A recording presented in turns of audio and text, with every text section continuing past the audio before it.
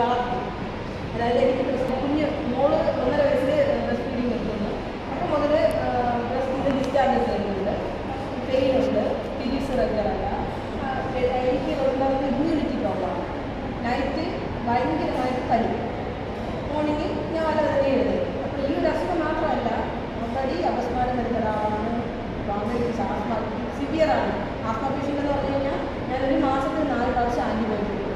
അപ്പോൾ എൻ്റെ ബോഡിയിൽ മെഡിസിനും ഒരു പരിധി വരെ തന്നെ ഹോർമോൺ മെഡിസിൻസാണ്. അപ്പോൾ അതും തന്നെ ഒരു പരിധി വരെ എനിക്ക് ക്യാൻസറിൻ്റെ കാരണമാണ്. പിന്നെ എൻ്റെ ആഹാര രീതിയുടെ കാരണം. അപ്പോൾ ഇങ്ങനെ വന്നപ്പോൾ ഒരു 4-5 ദിവസമായപ്പോൾ ജസ്റ്റ് ലൈഫിൻ്റെ എന്തായാലും ചെക്ക് ചെയ്യാതെ ചെക്ക് ചെയ്തു. അപ്പോൾ മാൻഡൽ സെൽസ് സാധാ ഒരു മനുഷ്യനുള്ളതിനേക്കാളും കൂടുതൽ.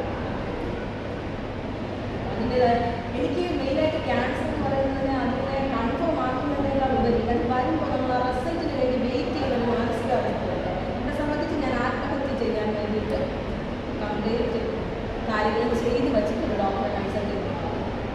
ആ ഡോക്ടർ എൻ്റെ അടുത്ത് ഇങ്ങനെ ഒരു ഡയറ്റ് പ്ലാൻ പറഞ്ഞില്ലായിരുന്നുണ്ടെങ്കിൽ ഇന്ന് ഞാനില്ല.